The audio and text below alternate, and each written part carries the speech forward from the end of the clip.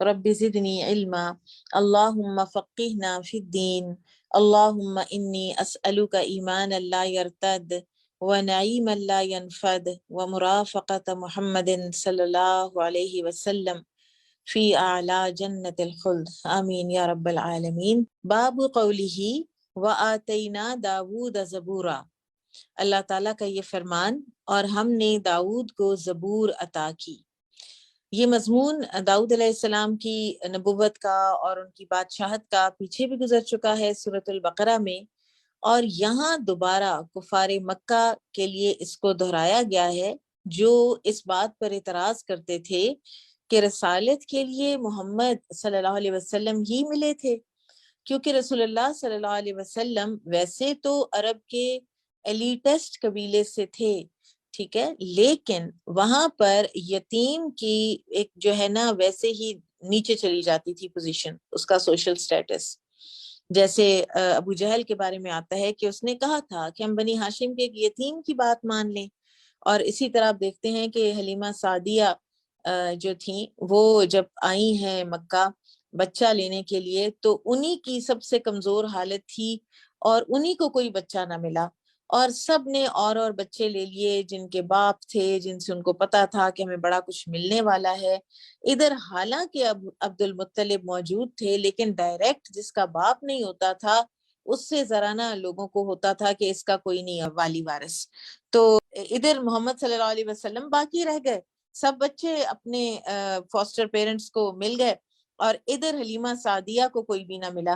تو انہوں نے کہا کہ یہ تو اچھی بات نہیں ہے کہ میں کوئی بھی بچہ لے کر نہ جاؤں، یہ تو برا شگون ہے، تو میں پھر ٹھیک ہے اس یتیم بچے کو ہی لے جاتی ہوں۔ تو اسی طرح سے داؤد علیہ السلام کا جو ذکر کیا ہے نا، ان کے بارے میں بعض اہل علم نے لکھا ہے کہ یہ اپنے بھائیوں میں سب سے ذرا چھوٹے اور پست قد تھے، اور بکریاں چرایا کرتے تھے اور حقیر خیال کیے جاتے تھے۔ جب یہ انہوں نے جالوت کو مارا ہے وہ غلیل سے، تو اس کی آنکھ میں جا کر لگی، اور وقتل داود جالوت، تو یہ اس وقت یہ چرواہے کی حیثیت سے وہاں پر موجود تھے، یہ طالوت کی آرمی کا حصہ نہیں تھے۔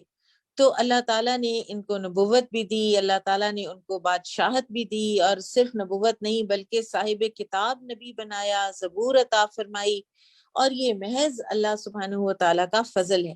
جس پر اللہ تعالیٰ کی نظر انتخاب پڑتی ہے اللہ اسے ہی نوازتا ہے، اور جتنا چاہے اسے دے دیتا ہے۔ قال حدثنا اسحاق بن نصر قال حدثنا عبد الرزاق عن معمر عن حمام بن منبه عن ابی ہریرہ رضی اللہ عنہ عن النبی صلی اللہ علیہ وسلم قال خفف علی داود القرآن، ہلکا کر دیا گیا تھا داود علیہ السلام کے لیے قرآن، یعنی آسان کر دیا گیا تھا، اور یہاں پر قرآن سے مراد زبور ہے۔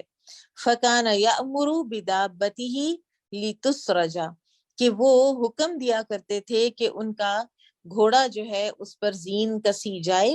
فَكَانَ يَقْرَأُ قَبْلَ أَن يَفْرُغَ، اور جتنی دیر میں وہ زین کسی جاتی تھی اس سے پہلے ہی وہ ایک مرتبہ زبور کو پوری پڑھ لیا کرتے تھے۔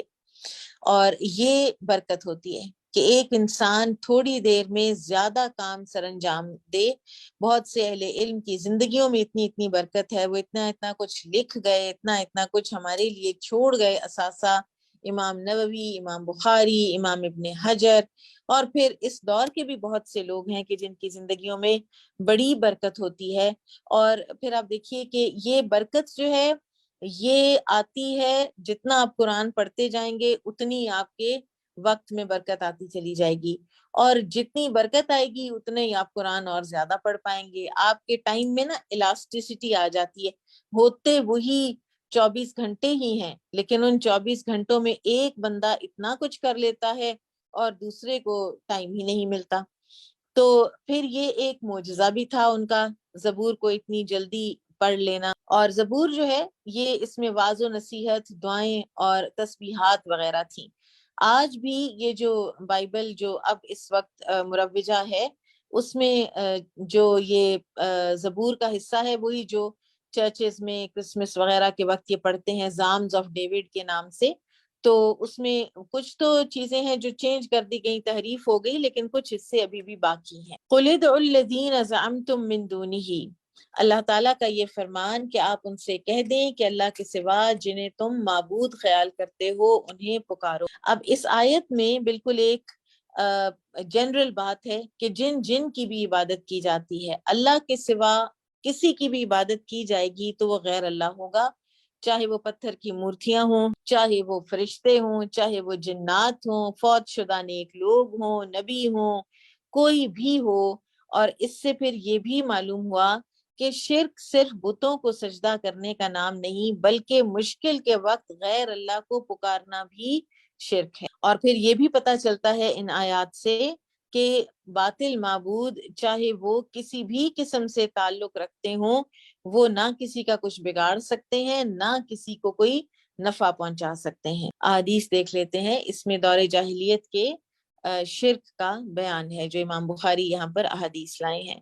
قال حدثني عمرو بن علي قال حدثنا يحيى قال حدثنا سفيان قال حدثني سليمان عن ابراهيم عن ابي معمر عن عبد الله الى ربهم الوسيلہ۔ عبداللہ بن مسعود رضی اللہ عنہ سے روایت ہے، انہوں نے درج ذیل ارشاد باری تعالیٰ کے متعلق فرمایا، یعنی الى ربهم الوسیلہ، کہ وہ تو خود اپنے رب کی طرف وسیلہ تلاش کرتے ہیں، وہ کسی کا وسیلہ کیا بنیں گے، ان کو تو خود وسیلہ درکار ہے۔ قال، عبداللہ بن مسعود کہتے ہیں، کان ناس من الانس، انسانوں میں سے کچھ لوگ، یعبدون ناسا من الجن، وہ جنات میں سے کچھ لوگوں کی عبادت کرتے تھے۔ فاسلم الجن، تو جن ہو گئے مسلمان، وتمسک ہؤلاء بدینہم، اور یہ جو انسان تھے یہ پھر بھی اسی بات پر مضبوطی سے، اسی طریقے پر، اسی دین پر مضبوطی سے ڈٹے رہے، یعنی شرک پر، کہ جنات کی عبادت پر، حالانکہ جنات اب مسلمان ہو چکے ہوئے تھے۔ زاد الاشجعی عن سفیان عن الاعمش قل ادعوا الذین زعمتم، اشجعی یعنی عبید اللہ نے اس حدیث کو سفیان ثوری سے روایت کیا ہے اور انہیں اعمش نے بیان کیا ہے۔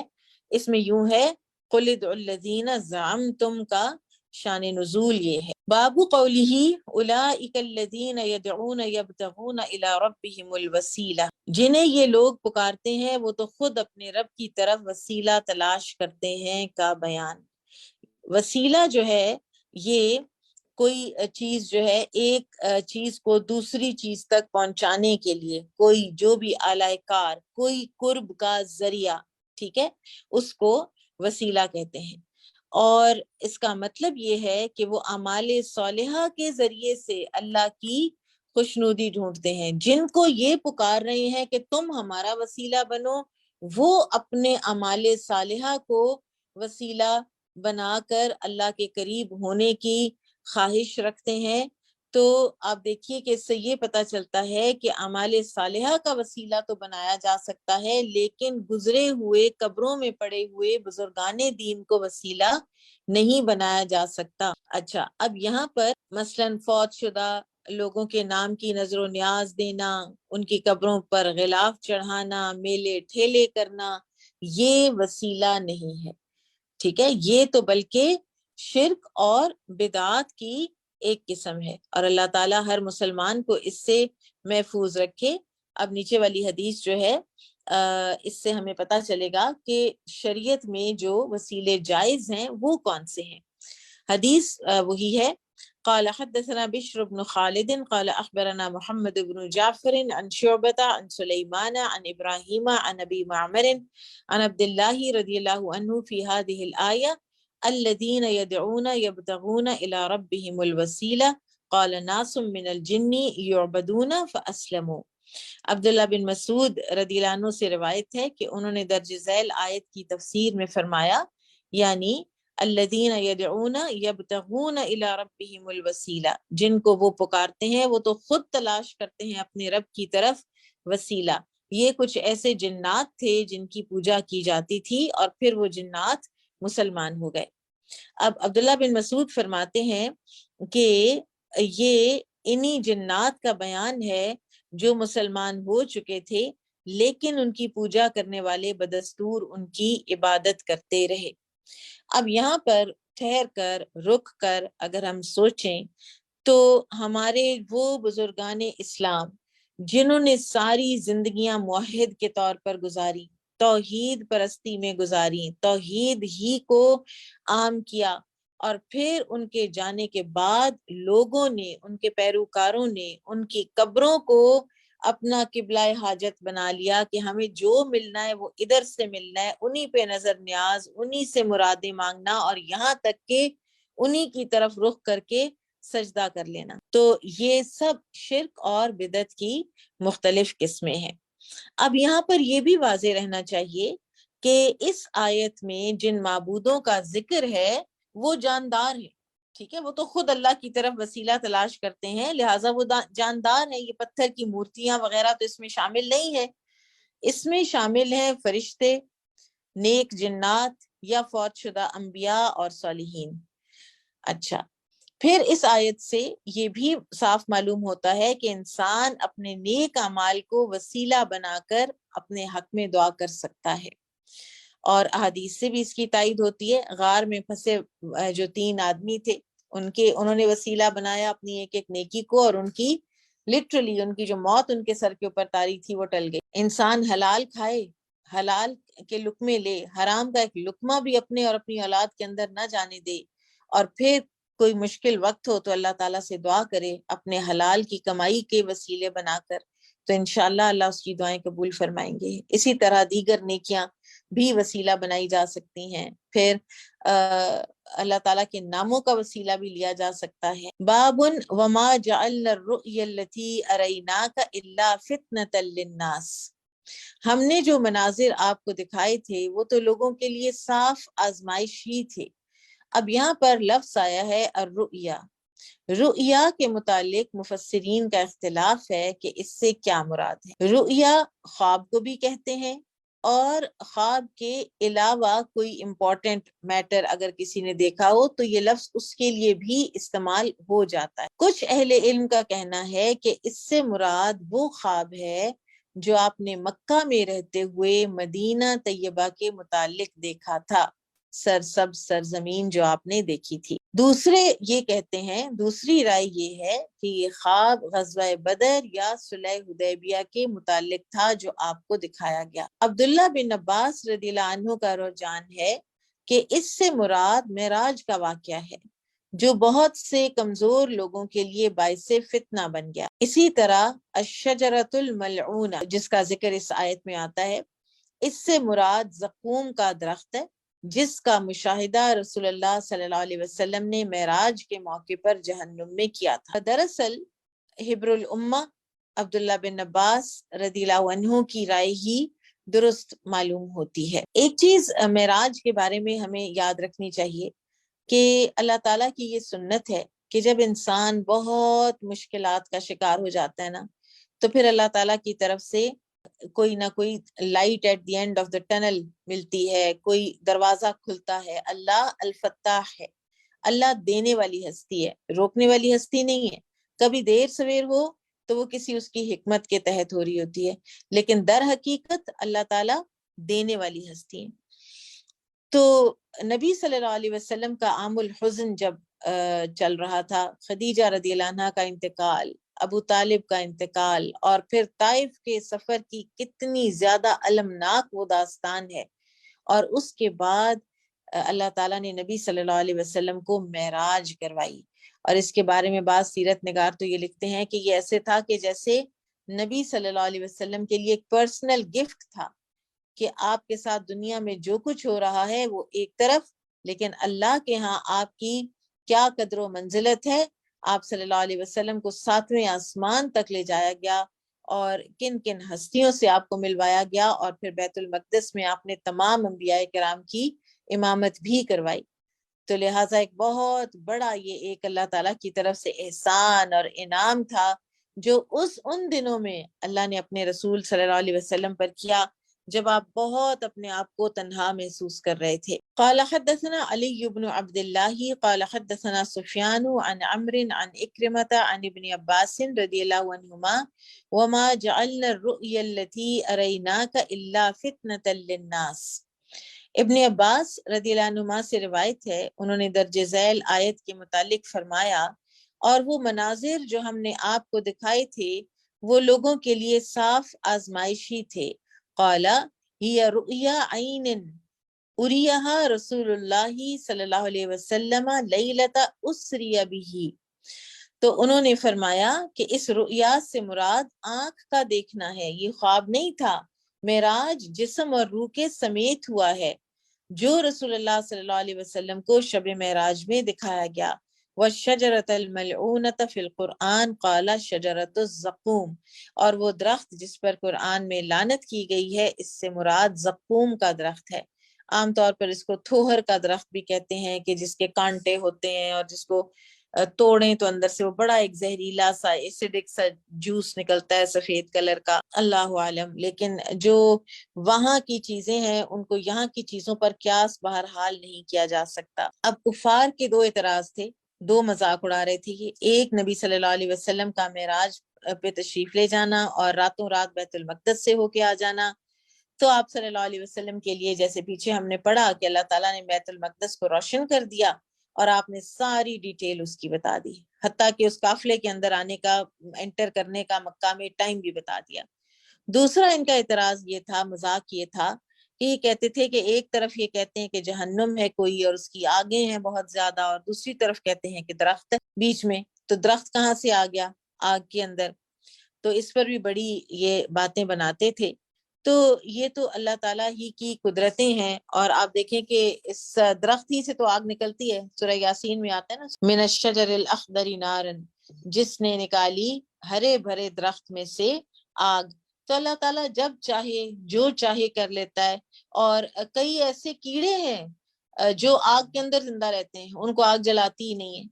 تو یہ جو غیب کے معاملات ہیں ان پر ہم نے ایمان لانا ہے من وعن، اور کفار کی طرح کسی بھی عقلی دلیل کے اوپر نہیں ہم نے پرکھنا غیب کے معاملات کو اور جنت دوزخ کے معاملات کو۔ باب قولہ ان قرآن الفجر کان مشہودا، اللہ تعالیٰ کا یہ ارشاد، یقیناً فجر کے وقت قرآن کا پڑھنا حاضر کیا گیا ہے۔ قال مجاہد صلاۃ الفجر، مجاہد کہتے ہیں قرآن فجر سے مراد نماز فجر ہے۔ اب انسان کی حفاظت اور اس کے اعمال لکھنے والے فرشتے دن کے الگ ہیں اور رات کے الگ ہیں، اور نماز فجر اور نماز عصر میں دونوں جماعتیں جمع ہوتی ہیں۔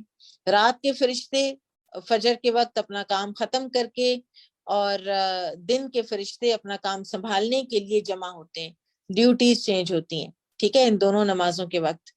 اور یہ فرشتوں کا اجتماع جو ہوتا ہے یہ بڑا باعث برکت ہے، ٹھیک ہے۔ اور یہ جو فجر کے وقت کی بات ہے، فجر اور عصر دونوں میں یہ ہوتا ہے، لیکن یہاں پر فجر میں قرآن پڑھنے کی بات ہے، ٹھیک ہے۔ اور ایک حدیث میں آتا ہے کہ رات والے فرشتے جب اللہ کے پاس جاتے ہیں تو اللہ تعالیٰ پوچھتے ہیں، حالانکہ اللہ خوب جانتے ہیں کہ تم نے میرے بندوں کو کس حال میں چھوڑا۔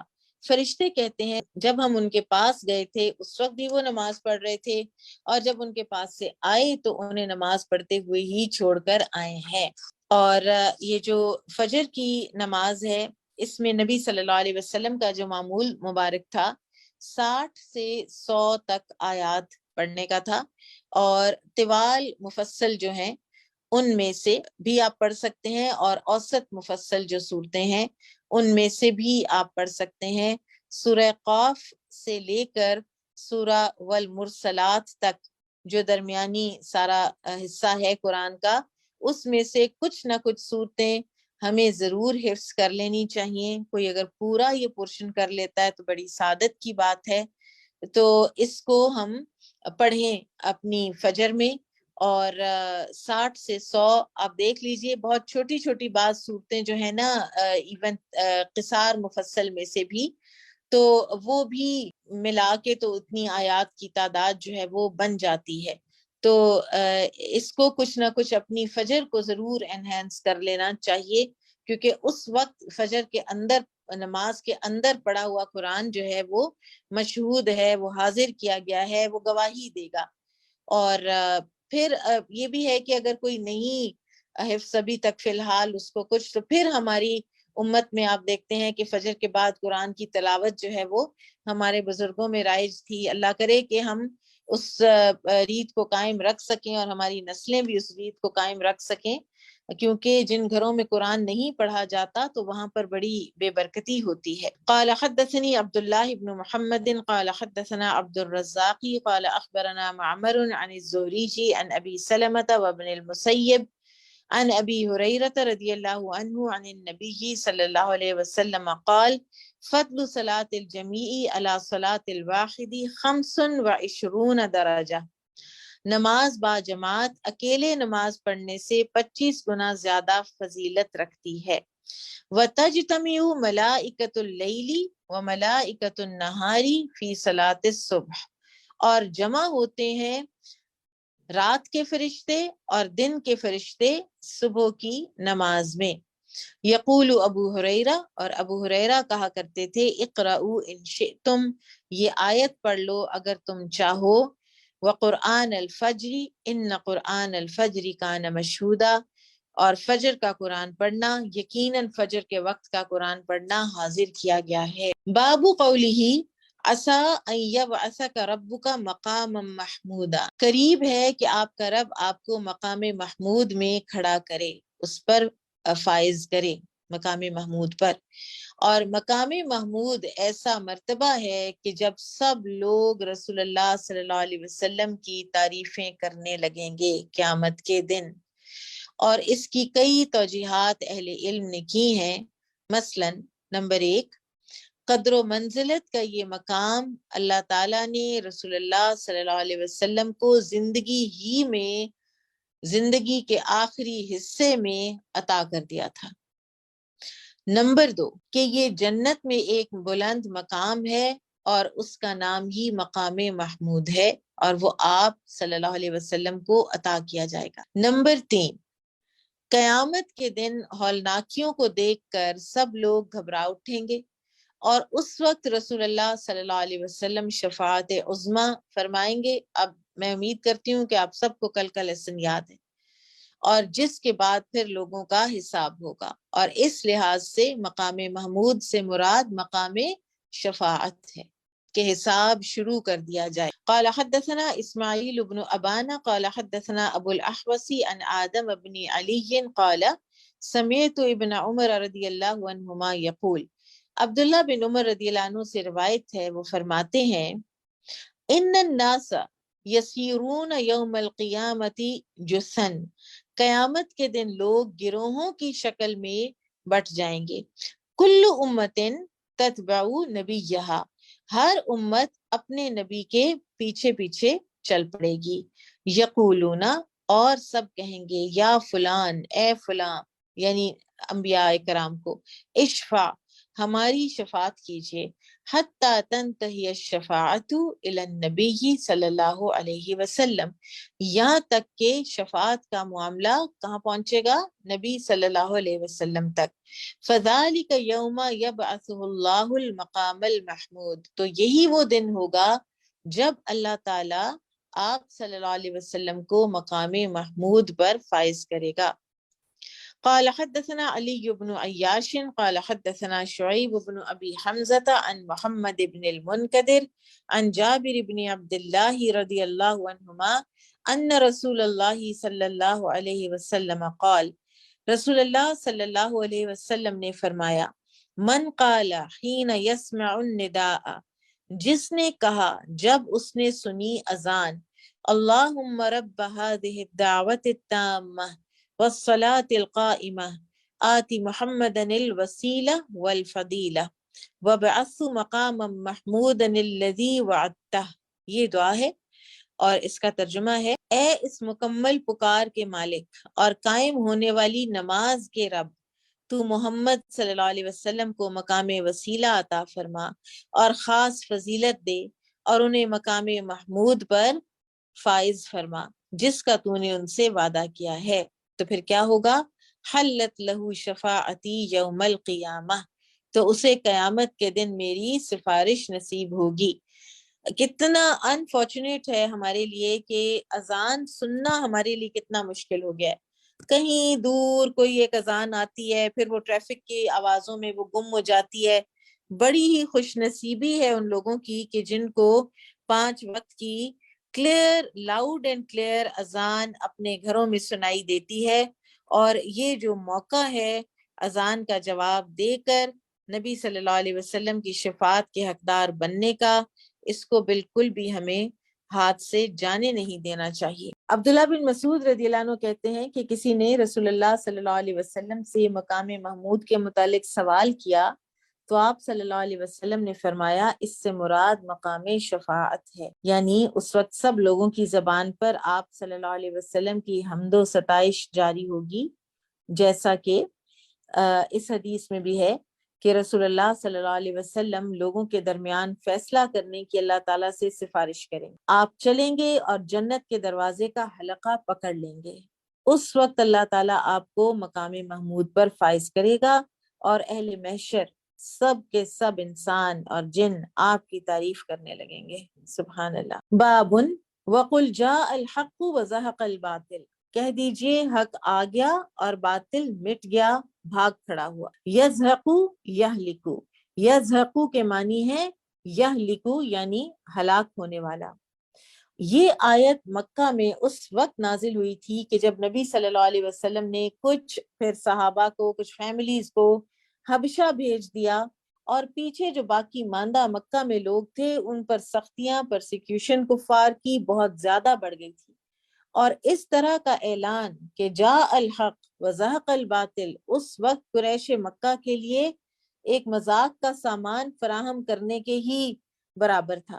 مگر آپ دیکھیے کہ اللہ تعالیٰ کی اتنی بڑی مہربانی ہوئی کہ 9 سال، 9 years is nothing، 9 years میں کوئی انقلابات نہیں آیا کرتے، لیکن یہاں اللہ تعالیٰ نے 9 سال میں ہی نبی صلی اللہ علیہ وسلم کو واپس فاتحانہ بیت اللہ کے اندر داخل کیا، اور اس وقت آپ صلی اللہ علیہ وسلم اسی آیت کی تلاوت فرما رہے تھے۔ قال حدثنا الحمیدی قال حدثنا سفیان عن ابن ابی نجیح عن مجاہد عن ابی معمر عن عبد اللہ بن مسعود رضی اللہ عنہ قال دخل رسول اللہ صلی اللہ علیہ وسلم مکہ، داخل ہوئے رسول اللہ صلی اللہ علیہ وسلم مکہ میں، وحول البیت 60 و300 نصب، اور اس وقت بیت اللہ کے ارد گرد 360 بت نصب ہوئے ہوئے تھے۔ فجعل یطعنها بعود فی یدہ، تو آپ صلی اللہ علیہ وسلم ان کو پوک کرنے لگے، مارنے لگے ایک چھڑی سے جو آپ کے ہاتھ میں تھی۔ وَيَقُولُ، اور آپ آیت پڑھ رہے تھے جاء الحق وزہق الباطل ان الباطل کان زہوقا، جاء الحق وما یبدئ الباطل وما یعید، حق آ گیا اور باطل مٹ گیا، بے شک باطل تو ہے ہی مٹنے والا، حق آ گیا اور باطل نہ تو کسی چیز کو شروع کر سکتا ہے اور نہ ہی کسی چیز کو لوٹا سکتا ہے۔ ابن عباس رضی اللہ عنہما سے روایت ہے کہ فتح مکہ کے وقت جب آپ صلی اللہ علیہ وسلم نے کعبہ کے اندر تصویریں دیکھیں، ان لوگوں نے تصویریں ڈرا کی ہوئی تھیں ابراہیم علیہ السلام کی فال نکالتے ہوئے، تو آپ اس میں کعبہ میں داخل نہیں ہوئے یہاں تک کہ آپ کے حکم سے تمام تصاویر مٹا دی گئیں۔ آپ صلی اللہ علیہ وسلم نے ابراہیم اور اسماعیل علیہ السلام کی تصویریں دیکھی جن کے ہاتھوں میں قسمت آزمائی کے تیر تھے، تو آپ نے فرمایا اللہ ان مشرکین کو تباہ و برباد کرے، اللہ کی قسم ان دونوں نے کبھی تیروں سے فال نہیں۔ اور ایک اور روایت میں آتا ہے کہ رسول اللہ صلی اللہ علیہ وسلم جب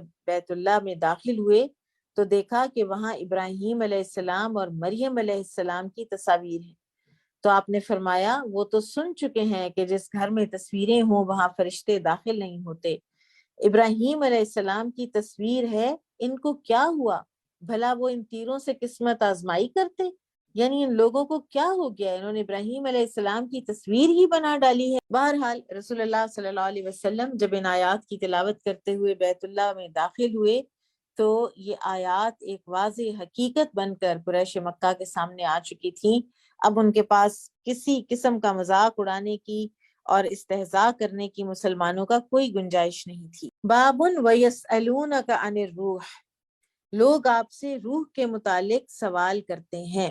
روح کیا چیز ہے؟ روح وہ لطیف شے ہے جو کسی کو نظر نہیں آتی لیکن ہر جاندار کی قوت اور توانائی، اس کے جذبات، اس کے احساسات، اس کی شخصیت، اس کی پسند ناپسند، سب اس روح کے اندر ہی موجود ہوتی ہے۔ اور اس کی حیت کیا ہے یہ کوئی نہیں جانتا۔ یہ اللہ تعالیٰ کی وہ مخلوق ہے کہ جو ہم ہیں لیکن ہمیں نہیں پتا، ٹھیک ہے، کہ ہم کیا ہیں۔ تو پھر آپ سوچئے کہ انسان کی اپنی میں کتنی مٹتی ہے۔ اور پھر روح کا علم اللہ تعالیٰ نے انبیاء علیہ السلام کو بھی نہیں دیا، روح کی حقیقت صرف اللہ ہی جانتا۔ قال حدثنا عمر بن حفص بن غیاث قال حدثنا ابی قال حدثنا الاعمش قال حدثني ابراہیم عن علقمة عن عبد الله رضی اللہ عنہ قال بین انا مع النبی صلی اللہ علیہ وسلم۔ عبداللہ بن مسعود رضی اللہ عنہ فرماتے ہیں کہ اس اسنا میں، بینا اس اسنا میں، while I was، اس اسنا میں کہ میں نبی صلی اللہ علیہ وسلم کے ساتھ تھا، فی حرث کسی کھیت میں، وہو یتکئ علی عصیب، اور آپ صلی اللہ علیہ وسلم نے ٹیک لگا رکھی تھی اپنی کھجور کی چھڑی پر۔ اذ مر الیہود، جب گزرے کچھ یہودی، فقال بعضهم لبعض، تو ان میں سے آپس میں کہنے لگے، سلوہ عن الروح، ان سے ذرا روح کے بارے میں پوچھو۔ فقال ما رابکم الیہ، کسی نے کہا کیا ضرورت ہے اس کی، رہنے دو، نہیں پوچھتے۔ وقال بعضهم، انہی میں سے دوسروں نے کہا، لا یستقبلکم بشیء تکرہونہ، کہ ممکن ہے کہ وہ کوئی ایسی بات کہہ دیں جو تمہیں ناگوار گزرے، یعنی رہنے دو۔ فقالو، لیکن بہرحال اینڈ میں طے یہ ہوا، سلوہ، پوچھتے ہیں، یعنی ایک طرح سے نبی صلی اللہ علیہ وسلم کو ٹریپ کرنا چاہتے تھے۔ فسألوہ عن الروح، تو انہوں نے روح کے بارے میں نبی صلی اللہ علیہ وسلم سے پوچھا۔ فأمسک النبی صلی اللہ علیہ وسلم، تو خاموش رہے، رکے رہے نبی صلی اللہ علیہ وسلم۔ فلم یرد علیہم شیئا، اور کوئی بھی بات کا جواب نہ دیا ان کو، کچھ بھی۔ فعلمت انہ یوحی الی، میں سمجھ گیا کہ آپ پر وحی آنے لگی ہے۔ فقمت مقامی، تو میں اپنی جگہ پر کھڑا رہا۔ فلما نزل الوحی قال، پھر جب وحی ختم ہوئی تو آپ صلی اللہ علیہ وسلم نے فرمایا، یہ آیت پڑھی، وَيَسْأَلُونَكَ عَنِ الرُّوحِ قُلِ الرُّوحُ مِنْ أَمْرِ رَبِّي وَمَا أُوتِيتُم مِّنَ الْعِلْمِ إِلَّا قَلِيلًا، اور وہ آپ سے روح کے متعلق سوال کرتے ہیں، آپ ان سے کہہ دیجئے کہ روح میرے رب کا امر ہے اور تمہیں تو بس تھوڑا سا علم دیا گیا ہے۔ ایک اور روایت میں آتا ہے کہ جب یہ آیت نازل ہوئی تو یہودی کہنے لگے، ہمیں بہت علم دیا گیا ہے، ہمیں تورات دی گئی ہے، اور جسے تورات مل گئی تو اسے بہت بھلائی مل گئی۔ تو پھر اللہ تعالیٰ نے یہ آیت نازل فرمائی تھی کہ آپ ان سے کہہ دیں کہ اگر میرے پروردگار کی باتیں لکھنے کے لیے سمندر سیاہی بن جائے تو سمندر ختم ہو جائے گا، مگر میرے پروردگار کی باتیں ختم نہیں ہوں گی، خواہ اتنی ہی سیاہی اور لائی جائے۔ سورۃ الکہف۔ بہرحال جس روح کے بارے میں یہود نے سوال کیا تھا، تو اس سے مراد کون سی روح ہے؟ اس میں ابن حجر رحمہ اللہ نے بہت سے اقوال اہل علم کے نقل کیے ہیں۔ کچھ نے کہا کہ یہ انسان کی روح مراد ہے، کچھ نے کہا حیوانات کی روح، پھر کچھ کا اوپینین ہے کہ جبرائیل علیہ السلام مراد ہے، کچھ نے کہا عیسیٰ علیہ السلام، کچھ نے قرآن، کچھ نے فرشتہ، کچھ نے وحی الہی، اور کچھ نے خاص مخلوق۔ اور پھر ابن حجر نے ترجیح دی ہے کہ یہاں پر مراد انسان کی روح ہے۔ بابن ولا تجہر بصلاتک ولا تخافت بہا، اللہ تعالیٰ کا یہ فرمان کہ آپ اپنی نماز نہ تو زیادہ بلند آواز سے پڑھیں اور نہ بالکل پست آواز سے پڑھیں، اس کا بیان۔ قال حدثنا یعقوب بن ابراہیم قال حدثنا حشیم قال اخبرنا ابو بشر عن سعید بن جبیر عن ابن عباس رضی اللہ عنہما فی قوله تعالی ولا تجہر بصلاتک ولا تخافت بہا۔ ابن عباس سے روایت ہے، انہوں نے درج ذیل آیت کریمہ کے متعلق فرمایا کہ ولا تجہر بصلاتک، نہ اونچی آواز میں نماز پڑھو، ولا تخافت بہا، نہ ہی بہت پست کرو۔ قالا وہ کہتے ہیں نزلت ورسول اللہ صلی اللہ علیہ وسلم مختفن بمکہ تھا، یہ اس وقت نازل ہوئی جب آپ صلی اللہ علیہ وسلم مکہ میں چھپے ہوئے تھے۔ کان اذا صلی باصحابہ رفع صوتہ بالقرآن، جب آپ صلی اللہ علیہ وسلم اپنے صحابہ کو نماز پڑھاتے تو با آواز بلند قرآن پڑھتے۔ فاذا سمع المشرکون، پھر جب مشرکین مکہ قرآن سنتے سب القرآن، تو قرآن کو گالیاں بکتے۔ ومن انزلہ ومن جاء بہ، اور اس کے نازل کرنے والے اور قرآن لانے والے کو بھی وربل ابیوز شروع کر دیتے۔ فقال اللہ تعالی لنبیہ صلی اللہ علیہ وسلم، تو اللہ تعالیٰ نے اپنے نبی صلی اللہ علیہ وسلم سے فرمایا ولا تجہر بصلاتک، کہ آپ اپنی نماز میں قرآن اس قدر باواز بلند بھی نہ پڑھا کریں، ای بقراءتک فیسمع المشرکون فیسب القرآن، کہ مشرکین سنیں اور پھر قرآن کو برا بھلا کہیں۔ ولا تخافت بہا، اور اتنا آہستہ بھی نہ پڑھیں، عن اصحابک فلا تسمعہم، کہ آپ کے صحابہ بھی اس کو سن نہ سکیں۔ وابتغی بین ذالک سبیلا، اور ان دونوں کے درمیان ایک درمیانی راہ اختیار کریں۔ قال حدثنا طلق بن غنام قال حدثنا زائدة عن هشام عن أبيه عن عائشة رضی اللہ عنہا قالت انزل ذلك في الدعاء، عائشہ رضی اللہ عنہ فرماتی ہیں کہ یہ آیت دعا کے متعلق نازل ہوئی ہے کہ دعا میں نہ آواز اتنی بلند کرو نہ اتنی پست کرو۔ ٹھیک ہے، اب ظاہری طور پر یہ دونوں احادیث ایسے لگتا ہے کہ جیسے شاید ایک دوسرے سے کانٹراڈکٹ کر رہی ہیں، لیکن کانٹراڈکشن نہیں ہے، اس میں تطبیق کی گئی ہے۔ ٹھیک ہے، آپ نے اصول حدیث میں تطبیق کے بارے میں پڑھا ہوگا کہ جو بظاہر احادیث نظر آتی ہیں کانٹراڈکٹری، تو پھر علماء حدیث اس میں تطبیق کرتے ہیں۔ نمبر 1، ہر راوی نے اپنے علم کے مطابق اس کا شان نزول بیان کیا ہے، کسی نے اس کو نماز کے ساتھ، نماز کی قرات کے ساتھ، اور کسی نے اس کو دعا کے ساتھ ریلیٹ کیا ہے۔ نمبر 2، ممکن ہے کہ اس آیت کا نزول 2 مرتبہ ہوا ہو، ایک مرتبہ نماز کے متعلق اور ایک مرتبہ دعا کے متعلق، اور یہ ہوا ہے ایسا کہ کوئی آیات جو ہیں ایک مرتبہ آئیں اور پھر دوبارہ وہ کسی اور واقعے کے ساتھ دوبارہ بھی آئیں۔ پھر تیسری رائے یہ ہے کہ بنیادی طور پر یہ آیت نماز ہی کے متعلق ہے، لیکن کیونکہ دعا بھی نماز ہی کا ایک حصہ ہے تو لہٰذا عائشہ رضی اللہ عنہا نے اس سے مراد دعا لے لی۔ ٹھیک ہے، ایک مرتبہ رسول اللہ صلی اللہ علیہ وسلم کا گزر ابو بکر رضی اللہ عنہ کے پاس سے ہوا، رات کا وقت تھا، تو دیکھا کہ بڑی پست آواز میں نماز پڑھ رہے ہیں۔ پھر عمر رضی اللہ عنہ کو بھی دیکھنے کا اتفاق ہوا تو وہ بہت بآواز بلند قرات کر رہے تھے۔ پھر رسول اللہ صلی اللہ علیہ وسلم نے جب دونوں سے پوچھا تو ابو بکر رضی اللہ عنہ نے عرض کی کہ یا رسول اللہ، جن سے میں بات کر رہا تھا، سرگوشی کر رہا تھا، تو وہ اللہ تو میری آواز سن رہا تھا نا۔ اور عمر رضی اللہ عنہ نے کہا کہ میرا مقصد تھا کہ میں سوئے ہوں کو جگاؤں اور شیطان کو بھگاؤں۔ تو آپ صلی اللہ علیہ وسلم نے ابو بکر رضی اللہ عنہ سے فرمایا کہ تھوڑی سی بلند کر لو اپنی آواز، اور عمر رضی اللہ عنہ سے فرمایا کہ اپنی آواز کچھ تم ہلکی کر لو۔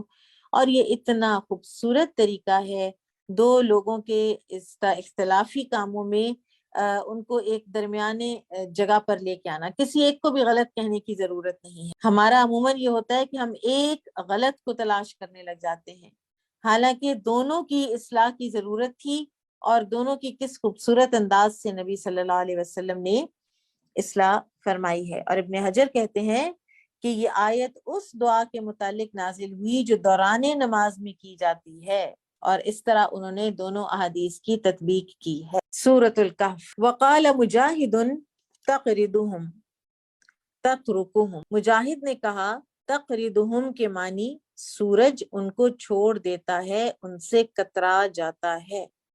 وکان لہ ثمر، ٹھیک ہے، ثمر کی بجائے ثمر بھی پڑھا گیا ہے، اس سے مراد سونا چاندی یعنی روپیہ پیسہ ہے۔ ذہب وفدۃ، وقال غیرہ جماعت الثمر، اور دوسروں نے کہا کہ ثمر سا کے ضمہ کے ساتھ یعنی پیش کے ساتھ، یہ ثمر کی جمع ہے یعنی پھل. باقیون مہلکن، باقیون کے معنی ہے ہلاک کرنے والی. اسفن ندمن، اسفن سے مراد ندامت اور رنج ہے. الکافی الفتح فی الجبل، کہف سے مراد پہاڑ کی غار. والرقیم الکتاب، الرقیم لکھا ہوا. مرقوم یعنی مرقوم، کتاب مرقوم جیسے المطففین میں آتا ہے. مکتوب من الرقم یعنی جو رقم سے ماخوذ ہے.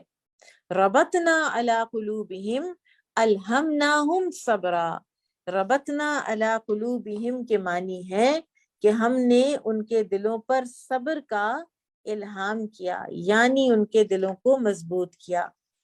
لولا الربطنا علی قلبہا، پھر وہ سورۃ القصص آیا 10 سے آپ کو سمجھانے کے لیے امام بخاری ایک اور لائے ہیں قرآن کی آیت کہ جو موسیٰ کے دل کو اللہ تعالیٰ نے مضبوط باندھا تھا، وہاں بھی اللہ تعالیٰ نے یہی ایکسپریشن استعمال کیا ہے. شططا افراطا، الوسید الفناء، جمعہ وسائد ووسد، ویقال الوسید الباب، مؤسدۃ مطبقۃ، آصد الباب و اوسد. شططن کے معنی ہے حد سے بڑھنا، الوسید کے معنی ہے گھر کا صحن، اس کی جمع وسائد اور وسد ہے.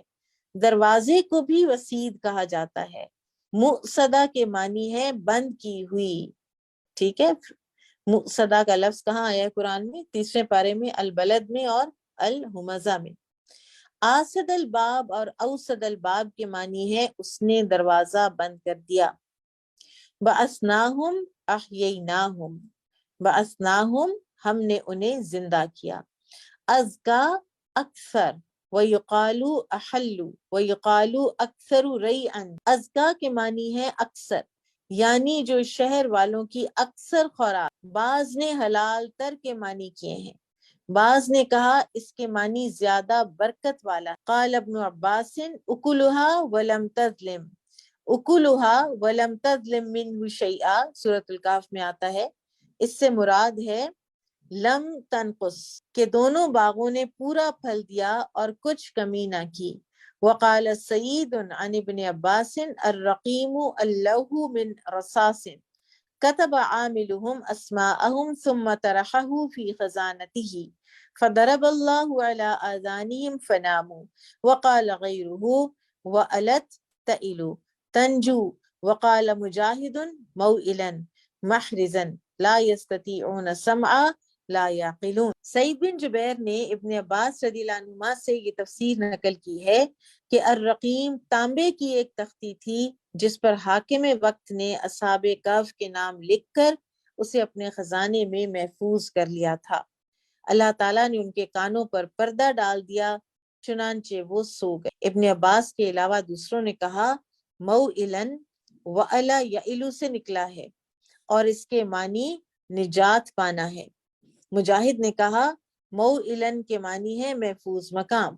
لا یستطیعون سمعا کے معنی ہے وہ عقل نہیں رکھتے. باب قولہ وکان الانسان اکثر شیء جدلا، ارشاد باری تعالیٰ ہے کہ انسان سب سے زیادہ جھگڑالو ہے، لہٰذا اس پر واعظ و نصیحت کا کم ہی اثر ہوتا ہے. اور جو تائید کے لیے امام بخاری حدیث لائے ہیں، بڑی پیاری بڑی خوبصورت حدیث ہے.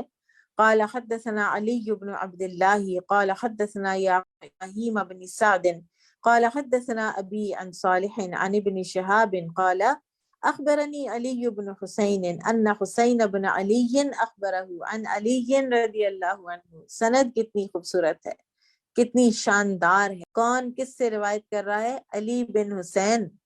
کس سے روایت کر رہے ہیں؟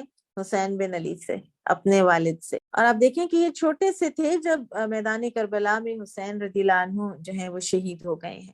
تو کتنی ینگ ایج پر یہ حضرات اپنی اولاد کو احادیث سنایا کرتے تھے، اور جتنی ینگ ایج پر یہ دین کی تعلیم ہوگی اتنا ہی اس کے اثرات زیادہ مثبت پڑیں گے بچے پر. ان رسول اللہ صلی اللہ علیہ وسلم ترکہ، کہ رسول اللہ صلی اللہ علیہ وسلم رات کے وقت تشریف لائے ان کے پاس.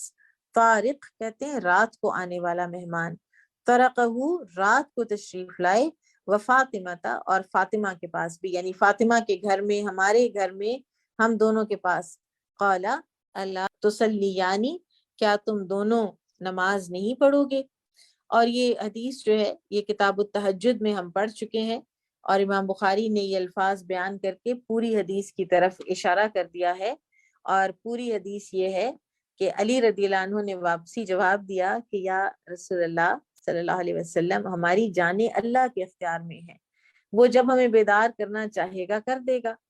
تو یہ سن کر آپ صلی اللہ علیہ وسلم لوٹ گئے اور کچھ نہ کہا، بلکہ اپنی ران پر ہاتھ مار کر یہ آیت پڑھتے رہے، وَكَانَ الْإِنسَانُ أَكْثَرَ شَيْءٍ جَدَلًا، انسان سب سے زیادہ جھگڑالو ہے. تو علی رضی اللہ عنہ نے دراصل ایک شرعی حکم کو تقدیر سے باندھنے کی کوشش کی کہ اگر اللہ کا حکم ہوا تو ہم پڑھ لیں گے، ٹھیک ہے، لیکن اگر احکام شرعیہ بھی تقدیر کے انڈر ہی آتے ہوں تو پھر تو یہ قرآن اور انبیاء کرام کی بعثت اور ہر چیز کا مقصد فوت ہو جاتا ہے. تو لہٰذا انسان کو احکام شرعی کے بارے میں یہ نہیں کہنا چاہیے کہ اگر اللہ چاہتا تو میں نماز پڑھ لیتا. یہ ہماری اپنی محنت ہے. ہم دنیا کے معاملے میں تو نہیں کہتے نا کہ اگر اللہ چاہتا تو میں امتحان میں پاس ہو جاتا، پڑھنا تو میں نے کوئی نہیں ہے، لہٰذا ہم محنت تو کرتے ہیں نا. تو جس طرح محنت اس دنیا کی کامیابی کے لیے ضروری ہے، اسی طرح محنت اخروی کامیابی کے لیے بھی ضروری ہے. آگے کچھ اور الفاظ ہیں. رجمم بالغیب لم یستبن. رجمم بالغیب کی معنی ہے خود انہیں کچھ معلوم نہیں، یعنی بغیر علم کے رائے دینا. فرطا ندما، فرطا کے معنی ہے ندامت اور شرمندگی. سرادقها مثل السرادقی والحجرت التي تطیف بالفساطیت. سرادقها کا مطلب ہے کناتوں کی طرح ہر طرف سے انہیں آگ گھیر لے گی، جس طرح کوٹھڑی اور حجرے کو ہر طرف سے خیمے گھیر لیتے ہیں. یحاورہ من المحاورہ، یحاورہ محاورہ سے نکلا ہے یعنی گفتگو کرنا. لیکنہ اللہ ربی، ای لیکن انا هو اللہ ربی، ثم حذف الالف وادغم احدى النونین فی الاخرى. سبحان اللہ. لیکنہ اللہ ربی، دراصل یہ تھا لیکن انا هو اللہ ربی، پھر انا کا الف حذف کر کے نون کو نون میں ادغام کر دیا گیا، لہٰذا یہ لیکنہ ہو گیا. وفجرنا خلالہما نہرا تقول بینہما نہرا. وفجرنا مصدر ولی، الولی ولاء. ہنالک الولایت میں الولایا ولی کا مصدر ہے. عقبن عاقبتن، وعقبہ وعقبتن واحد وہی الآخرہ. عقبن کے معنی ہے عاقبت یعنی انجام. عاقبہ، عقبہ اور عقبہ سب کے ایک ہی معنی ہے یعنی آخرت. قبلا قبلاً وقبلاً استئنافاً. قبلاً، قبلاً اور قبلاً اس لفظ کو 3 طرح پڑھا گیا ہے. اس کے معنی ہے سامنے سے آنا. لیدحدوا لیزیلوا، الدحد الزلق.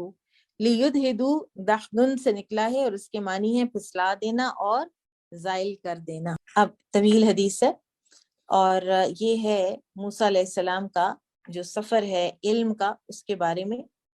مختلف اس کے جو ورژنز ہیں وہ امام بخاری 2-3 مرتبہ لے کر آئے ہیں. اور موسیٰ علیہ السلام کا یہ جو واقعہ ہے خضر علیہ السلام کے ساتھ، یہ غالباً مصر میں پیش آیا ہے، کیونکہ مصر ہی میں دریاؤں کا سنگم ہے جس کا کہ ذکر قرآن میں آیا ہے.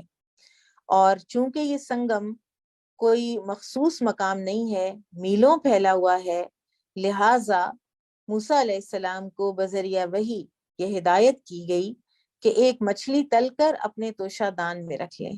جس مقام پر یہ مچھلی زندہ ہو کر دریا کے پانی میں چھلانگ لگا دے، بس یہ وہی مقام ہوگا جہاں آپ کی خضر علیہ السلام سے ملاقات ہوگی. باب قولہ وَإِذْ قَالَ مُوسَىٰ لِفَتَاهُ لَا أَبْرَحُ حَتَّىٰ أَبْلُغَ مَجْمَعَ الْبَحْرَيْنِ أَوْ أَمْضِيَ حُقُبًا. جب موسیٰ علیہ السلام نے اپنے خادم سے کہا کہ میں چلتا رہوں گا یہاں تک کہ 2 دریاؤں کے سنگم پر پہنچ جاؤں، یا پھر میں مدتوں چلتا ہی رہوں گا. زمانن و جمعہ احقاب، حقوب کی جمع احقاب ہے اور اس کے معنی ہے دراز زمانہ، لمبا زمانہ. قال حدثنا الحمیدی قال حدثنا سفیان قال حدثنا عمرو بن دینار قال اخبرنی سعید بن جبیر قال قلت لابن عباس، سعید بن جبیر کہتے ہیں کہ میں نے ابن عباس سے کہا ان نوفن البکالیہ، نوف بکالی یہ کسی بندے کا نام ہے، یزعم وہ خیال کرتا ہے، وہ کہتا ہے ان موسیٰ صاحب الخدر کہ یہ خضر کے ساتھی موسیٰ، عربی زبان میں حدیث میں خضر آیا ہے لیکن ہمارے ہاں عام زبان میں خضر ہی کہا جاتا ہے، کہ جو موسیٰ ہے نا، جو خضر علیہ السلام کے ساتھی، لیسا ہوا موسیٰ صاحب بنی اسرائیل، یہ وہ بنی اسرائیل والے نبی موسیٰ نہیں ہے، یہ کوئی اور موسیٰ. فقال ابن عباس، تو ابن عباس نے کہا کذب عدو اللہ، اللہ کا دشمن جھوٹ کہتا ہے، غلط کہتا ہے. کوئی چیز جب بہت کوئی غلط دین کے بارے میں بات کر رہا ہو اور اس سے دین کے نظریات اور کانسیپٹ چینج ہو رہے ہوں تو پھر سختی سے اس کی ریفیوٹیشن بھی ضروری ہوتی ہے. قال حدثنی ابی بن کعب، اب عبداللہ بن عباس جو ہیں وہ سناتے ہیں کہ مجھے ابی بن کعب نے بتایا انہ سمع رسول اللہ صلی اللہ علیہ وسلم یقول، کہ میں نے رسول اللہ صلی اللہ علیہ وسلم کو فرماتے ہوئے سنا، ان موسیٰ، کہ بے شک موسیٰ علیہ السلام، قام خطیبا فی بنی اسرائیل، خطاب دینے کے لیے کھڑے ہوئے بنی اسرائیل میں. فسئل، تو اس دوران آپ سے پوچھا گیا، ای الناس اعلم، انسانوں میں سب سے زیادہ عالم کون ہے؟ فقال انا، تو انہوں نے کہا کہ میں. وہ رسول تھے وقت کے، ان کو یہی سمجھ آئی، ان کو یہی پتا تھا. فعتب اللہ علیہ، تو اللہ تعالیٰ اس بات پر ان پر عتاب کیا، ناراض ہوئے. اذ لم يرد العلم الیہ، جب انہوں نے علم کو اللہ تعالیٰ کی طرف منسوب نہ کیا. فاوحى اللہ الیہ، تو اللہ تعالیٰ نے وحی بھیجی موسیٰ علیہ السلام کی طرف، ان لی عبدا، میرا ایک بندہ ہے، بمجمع البحرین، جو کہ دریاؤں کے سنگم پر موجود ہے. هو اعلم منک، وہ تم سے زیادہ بڑا عالم ہے، وہ تم سے زیادہ علم رکھتا ہے. قال موسیٰ، تو موسیٰ علیہ السلام نے عرض کی، یا ربی فکیف لی بہ، اے میرے رب میں اس سے ملاقات کیسے کر سکتا ہوں؟ قال، اللہ تعالیٰ نے فرمایا، تأخذ معک حوتا، اپنے ساتھ ایک مچھلی لے لو، فتجعلہ فی مکتل، اس کو اپنی زنبیل میں رکھ لو، زنبیل کے اندر رکھ لو، جو ایک جالی دار سا، جیسے ڈوریاں میکرمے جس طرح آپ کے ذہن میں اگر آتا ہو تو، اور اس کی ایک وہ کمر کے پیچھے وہ ڈالنے والی، اگر آپ نے بچپن میں کہانیاں پڑھی ہوں عمر و عیار کی زنبیل والی تو اب آپ کو سمجھ آ جائے گی زنبیل کیا ہوتی ہے. فحیثما فقدت الحوت فہو ثم، جہاں وہ مچھلی گم ہو جائے وہیں تمہیں وہ میرا بندہ ملے گا. فاخذ حوتا، تو انہوں نے ایک مچھلی لی، فجعلہ فی مکتل، اور اسے اپنی زنبیل میں رکھا. ثم انطلق، پھر وہ چل پڑے. وانطلق معه بفتاه یوشع بن نون، اور ان کے ساتھ ان کے خادم یوشع بن نون بھی تھے. ٹھیک ہے، یہ یوشع بن نون جو ہیں یہ پیغمبر بنے ہیں پھر موسیٰ علیہ السلام کی وفات کے بعد نبی بنے ہیں. حتی اذا اتی الصخرہ، یہاں تک کہ جب یہ دونوں ایک چٹان کے پاس پہنچے. ودعا رؤوسہما فناما، تو وہاں اپنے سر رکھے چٹان پر تو دونوں سو گئے. واضطرب الحوت فی المکتل، اور اتنے میں مچھلی زنبیل میں حرکت کرنے لگی. فخرج منہ، اور اس میں سے نکل گئی. فسقط فی البحر، اور سمندر میں اپنا، دریا میں اپنا راستہ بنا لیا سرنگ کی طرح. فاتخذ سبیلہ فی البحر سربا، سرنگ کی طرح راستہ بنا کر اس میں بڑے آرام سے تیر کر چلی گئی. وَأَمْسَكَ اللَّهُ عَنِ الْحُوتِ، اور مچھلی سے روک لیا اللہ تعالیٰ نے جریت الماء، پانی کا بہاؤ. فَصَارَ عَلَيْهِ مِثْلَ الطَّاقِ، اور مچھلی کے لیے ایک طاق کی طرح راستہ بن گیا، یعنی آسانی کے ساتھ. فَلَمَّا اسْتَيْقَظَ، پھر جب موسیٰ علیہ السلام بیدار ہوئے، نَسِیَ صَاحِبُهُ أَن يُخْبِرَهُ بِالْحُوتِ، تو ان کے خادم انہیں مچھلی کا واقعہ بتانا تو بھول ہی گئے. تو یہ اپیرنٹلی سمجھ آتی ہے کہ یوشع علیہ السلام جو ہیں وہ دیکھ چکے تھے مچھلی کا واقعہ. لیکن آپ دیکھیں کہ کتنا شیطان بعض اوقات بھلا دیتا ہے کچھ آبویس کاموں کو، اور نیکی کے کاموں کو ڈیلے کرانے کے لیے کچھ چیزیں تو وہ ضرور بھلواتا ہے. آپ کسی کو کہتے ہیں میں نے چیریٹی میں کچھ پیسے دینے ہیں، میں کل ضرور لے کر آؤں گی، اور آپ نہیں لے کے جاتے، پھر بعد میں آپ وہ چیریٹی کر لیتے ہیں لیکن وہ اس ڈیلے ضرور کروا دیتا ہے، اس کا کچھ بھی اور بس نہیں چلتا تو پھر وہ ڈیلے ضرور کرواتا ہے نیکی کا کام. اچھا جی، فن طلقا، تو دونوں چل پڑے، بقیت یومہما و لیلتہما، باقی کا سارا دن اور ساری رات وہ چلتے رہے، حالانکہ مچھلی کب کی سرنگ میں گھس گئی ہوئی ہے، آگے نکل گئے منزل سے. حتی اذا کان من الغد قال موسیٰ لفتاہ، یہاں تک کہ دوسرے دن موسیٰ علیہ السلام نے اپنے خادم سے کہا آتینا غداءنا لقد لقینا من سفرنا ھذا نصبا، اب ہمارا ناشتہ لاؤ، ہمیں تو اس سفر نے بہت تھکا دیا ہے. قال وَلَمْ يَجِدْ مُوسَى النَّصَبَ حَتَّى جَاوَزَ الْمَكَانَ الَّذِي أَمَرَ اللَّهُ بِهِ. سبحان اللہ، موسیٰ علیہ السلام نے تھکان اس وقت ہی محسوس کی جب اس جگہ سے آگے گزر گئے جس کا اللہ تعالیٰ نے حکم دیا تھا، اس سے پہلے انہیں تھکن محسوس نہیں ہوئی.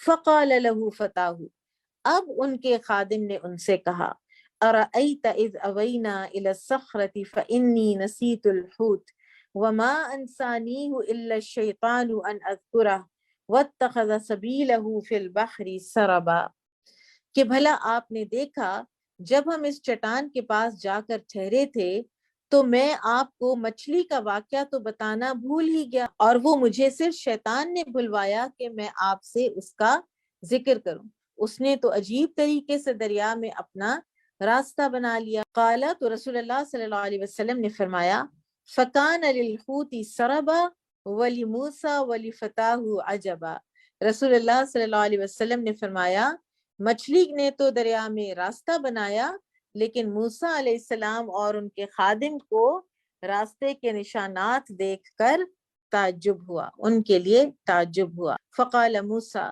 تو موسیٰ علیہ السلام نے کہا ذالک ما کننا نبغی، یہی تو ہے جس کا ہمیں تلاش تھی، اسی جگہ پہ تو انہوں نے ملنا تھا خضر نے علیہ السلام.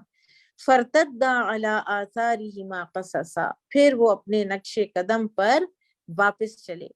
قال، فرمایا رجعا یقصانی آثارہما، وہ دونوں لوٹے اپنے نقش قدم کے اوپر چلتے چلتے حتی انتہیا الی الصخرہ، یہاں تک کہ اس چٹان تک پہنچ گئے جس پہ سر رکھ کے سوئے تھے. فَإِذَا رَجُلٌ مُسَجًّن ثَوْبًا، تو وہاں ایک آدمی کو دیکھا جو لپیٹے ہوئے تھا ایک چادر لپیٹے ہوئے تھے. فَسَلَّمَ عَلَيْهِ موسیٰ، تو موسیٰ علیہ السلام نے ان کو سلام کیا. فقال الخضر، تو خضر علیہ السلام نے کہا وَأَنَّا بِأَرْضِكَ السَّلَامُ، یہ کس سرزمین سے سلام آیا ہے؟ قال انا موسیٰ، تو انہوں نے کہا میں موسیٰ ہوں. قال، خضر نے کہا موسیٰ بنی اسرائیل کے موسیٰ. اب آپ دیکھیں ابن عباس نے یہ ساری کہانی سنائی ہے یہ پروف کرنے کے لیے کہ نوف بکائلی جو ہے وہ غلط کہہ رہے، اور اصل حقیقت یہ ہے. قال نعم، تو موسیٰ علیہ السلام نے کہا جی ہاں، اتیتک، میں آپ کے پاس آیا ہوں، لتعلمنی مما علمت رشدا، تاکہ آپ مجھے جو آپ کو رشد دی گئی ہے، جو آپ کو علم دیا گیا ہے، اس میں سے آپ مجھے سکھائیں. قال، تو خضر علیہ السلام نے کہا انک لن تستطیع معی صبر، آپ میرے ساتھ صبر نہیں کر سکیں گے. یا موسیٰ، اے موسیٰ، یعنی یہ خضر علیہ السلام فرما رہے ہیں انی علی علم من علم اللہ، میں ایسے علم رکھتا ہوں جو علم مجھے اللہ نے دیا ہے. علمنیہ لا تعلمہ انت، اس نے وہ مجھے سکھایا ہے جو آپ کو نہیں سکھایا. وانت علی علم، اور آپ بھی ایک ایسے علم پر ہیں، من علم اللہ، اللہ کے علم میں سے، علمک اللہ لا اعلمہ، جو اللہ نے آپ کو سکھایا ہے اور مجھے نہیں سکھایا. فقال موسیٰ، تو موسیٰ علیہ السلام نے کہا ستجدنی انشاء اللہ صابرا ولا اعصی لک امرا، آپ انشاءاللہ مجھے صبر کرنے والا پائیں گے اور میں آپ کی کسی معاملے میں خلاف ورزی نہیں کروں گا۔ فقال له الخضر، تو خضر علیہ السلام نے کہا فَإِنِ اتَّبَعْتَنِي فَلَا تَسْأَلْنِي عَنْ شَيْءٍ حَتَّى أُحْدِثَ لَكَ مِنْهُ ذِكْرًا، اگر آپ میرے ساتھ چلنے کا ارادہ رکھتے ہیں تو مجھ سے کسی چیز کے متعلق سوال نہ کرنا حتیٰ کہ میں خود اس کا حال بیان کرنا شروع کر دوں۔ فَانْطَلَقَا، پھر وہ دونوں چلے، یمشیانی علی ساحل البحر، سمندر کے ساحل پر یہ چل رہے تھے دونوں۔ فمرت سفینۃ، تو ایک کشتی گزری۔ فکلموہم، تو انہوں نے ان سے کوئی بات چیت کی، ان یحملوہم، کہ ہمیں بھی سوار کر لو کشتی میں۔ فعرفوا الخضر، تو ان لوگوں نے خضر علیہ السلام کو پہچان لیا۔ فحملوہ بغیر نول، اور کسی کرائے کے بغیر ہی پھر ان کو چڑھا لیا۔ اس کا مطلب ہے کہ وہ ایک معاشرے میں وہاں پر جانے مانے برگزیدہ انسان تھے۔ فلما رکبا فی السفینۃ، جب یہ دونوں کشتی میں بیٹھ گئے، لم یفجأ الا والخضر قد قلع لوحا من الواح السفینۃ بالقدوم، تو کیا ہوا کہ خضر علیہ السلام نے تیشے سے کشتی کے تختوں سے ایک تختہ باہر نکال دیا اچانک۔ فقال له موسیٰ، تو موسیٰ علیہ السلام نے کہا قوم حملونا بغیر نول، یہ وہ لوگ ہیں جنہوں نے ہم سے کرایہ تک نہیں لیا اور کشتی میں چڑھا لیا۔ عمدت الی سفینتہم فخرقتها، تو آپ نے ان کی کشتی کے ساتھ یہ ارادہ کیا اور ان کا تختہ ہی توڑ ڈالا۔ لتغرق اہلہا، تاکہ آپ اس کشتی والوں کو غرق ہی کر دیں۔ لقد جئت شیئا امرا، یہ تو اتنا ہولناک ناگوار کام کیا ہے آپ نے۔ قال، تو خضر علیہ السلام نے کہا الم اقل انک لن تستطیع معی صبر، میں نے کہا نہیں تھا آپ سے کہ آپ میرے ساتھ صبر نہیں کر سکیں گے۔ قال، تو موسیٰ علیہ السلام نے کہا لا تؤاخذنی بما نسیت ولا ترہقنی من امری عسرا، جو بات میں بھول گیا اس پر آپ مجھے معاف کر دیں اور میرے معاملے میں مجھ پر تنگی نہ کریں۔ قال، رسول اللہ صلی اللہ علیہ وسلم نے فرمایا، یعنی عبداللہ بن عباس کہتے ہیں وقال رسول اللہ صلی اللہ علیہ وسلم، کہ رسول اللہ صلی اللہ علیہ وسلم نے فرمایا وَكَانَتِ الْأُولَى مِن مُوسَى نِسْيَانًا، واقعی پہلی دفعہ موسیٰ علیہ السلام نے بھول کر ہی انہیں ٹوکا تھا۔ قال، پھر وہ کہتے ہیں وَجَاءَ عُصْفُورٌ، پھر ایک چڑیا آئی اس دوران، فَوَقَعَ عَلَى حَرْفِ السَّفِينَةِ، تو وہ بیٹھ گئی کشتی کے کنارے پر۔ فَنَقَرَ فِي الْبَحْرِ نَقْرَةً، پھر اس نے اپنی چونچ ماری دریا میں۔ فَقَالَ لَهُ الْخَضِرُ، تو خضر علیہ السلام نے موسیٰ علیہ السلام سے کہا ما علمی و علمک من علم اللہ، میرا علم اور تمہارا علم اللہ کے علم کے مقابلے میں الا مثل ما نقص هذا العصفور من هذا البحر، ایسے ہی ہے کہ جتنا اس چڑیا نے کوئی کمی کی ہے سمندر کے پانی میں سے، دریا کے پانی میں سے۔ سمندر اور دریا دونوں کے لیے بحر کا لفظ استعمال ہوتا ہے، اتنا ہے اللہ کا علم۔ ثم خرجا من السفینہ، پھر وہ دونوں کشتی سے اتر گئے۔ فبینہما یمشیان علی الساحل، تو دونوں اس اسنا میں کہ ساحل پر چل رہے تھے، اذ بصر الخضر غلاما، کہ خضر علیہ السلام نے ایک لڑکے کو دیکھا، یلعب مع الغلمان، وہ کچھ اور لڑکوں کے ساتھ کھیل رہا تھا۔ فاخذ الخضر رأسہ بیدہ، خضر علیہ السلام نے اس کا سر اپنے ہاتھ میں پکڑا، فَقْتَلَعَهُ بِيَدِهِ فَقَتَلَهُ، اور اس کے تن سے جدا کر دیا اور اس کو مار دیا، قتل کر دیا۔ فَقَالَ لَهُ مُوسَىٰ، تو موسیٰ علیہ السلام نے کہا اقتلت نفسا زکیۃ بغیر نفس لقد جئت شیئا نکرا، قال الم اقل لك انك لن تستطيع معي صبرا، موسیٰ علیہ السلام نے کہا آپ نے ایک بے گناہ معصوم جان کو بغیر کسی جان کے بدلے میں مار دیا ہے، یہ تو یقیناً آپ نے بڑا ہی ناپسندیدہ کام کیا۔ تو خضر علیہ السلام نے کہا میں نے تمہیں کہا نہیں تھا کہ تم میرے ساتھ صبر نہیں کر سکو گے۔ وَهَذَا أَشَدُّ مِنَ الْأُولَى، راوی کہتے ہیں یہ کام تو پہلے سے بھی زیادہ سخت تھا، یعنی اس دفعہ ذرا اسٹرکٹلی کہا خضر علیہ السلام نے۔ قال ان سألتك عن شيء بعدها فلا تصاحبني قد بلغت من لدني عذرا۔ موسیٰ علیہ السلام نے آخر پھر معذرت کی اور کہا اگر میں نے اس کے بعد پھر آپ سے کوئی سوال کیا تو آپ مجھے ساتھ مت رکھیے گا، آپ میرا بار بار عذر سن چکے ہیں، ٹھیک ہے، یعنی آپ میرا بار بار عذر سن چکے ہیں۔ فانطلقا، دونوں چلے، حتی اذا اتیا اہل قریۃ استطعما اہلها فابوا ان یضیفوہما فوجدا فیہا جدارا یرید ان ينقض قال مائل فقام الخضر فاقامہ بیدہ۔ پھر دونوں روانہ ہوئے یہاں تک کہ ایک بستی میں پہنچے اور بستی والوں سے کہا ہمیں اپنا مہمان بنا لو، لیکن انہوں نے میزبانی سے انکار کر دیا۔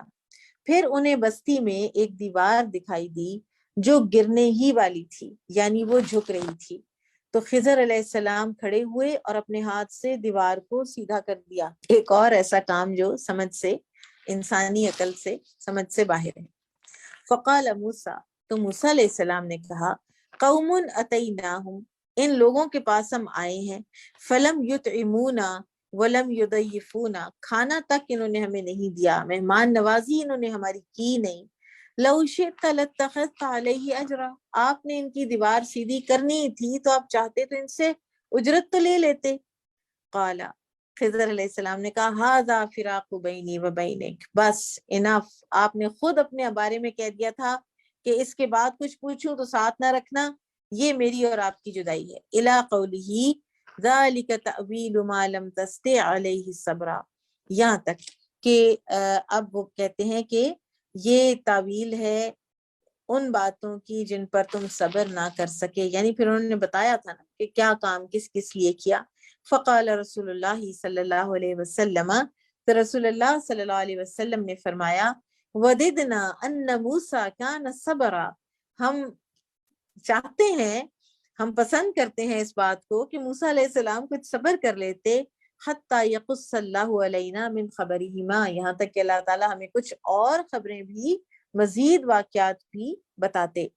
قال سعید بن جبیر فکان ابن عباس یقرأ، سعید بن جبیر کہتے ہیں کہ ابن عباس اس طرح آیت کی تلاوت کیا کرتے تھے، وکان امامہم ملک یأخذ کل سفینۃ صالحۃ غصبا، کہ کشتی والوں کے آگے ایک بادشاہ تھا جو ہر اچھی کشتی چھین لیتا تھا، تو اس لیے اس کو عیبدار کیا خضر علیہ السلام نے۔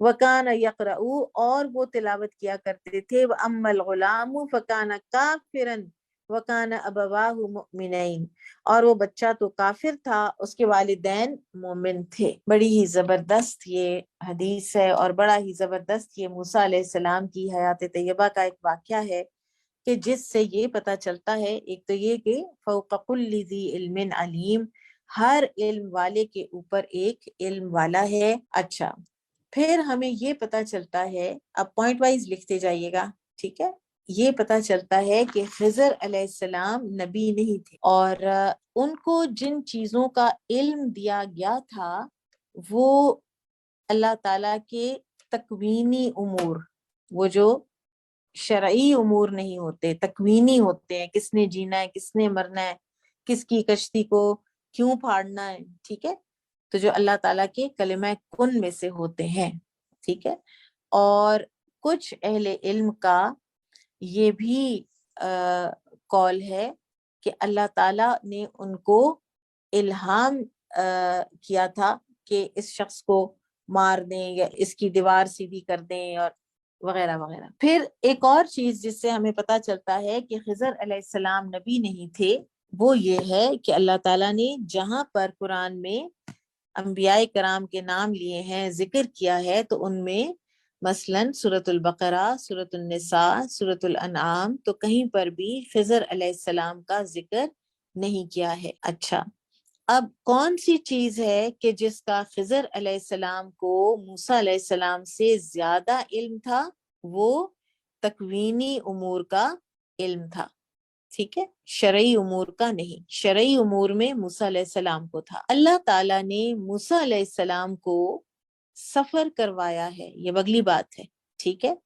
اللہ تعالیٰ نے موسیٰ علیہ السلام کو ٹریول کروایا ہے، سفر کروایا ہے طلب علم کے لیے، اور انہیں تھکایا ہے طلب علم میں۔ اللہ تعالیٰ محنت کا پھل ضرور دیتے ہیں، اور طالب علم کے لیے اس کے راستے آسان بھی کرتے ہیں، چاہے اس کا دیکھنے میں سفر کتنا ہی تھکا دینے والا کیوں نہ ہو۔ اور بعض اسلاف جو ہے نا وہ کہتے تھے العلم لا ینال براحت الجسم، العلم لا ینال براحت الجسم، علم تک نہیں پہنچا جا سکتا اگر جسم کو راحت پہنچانے کی عادت ہو۔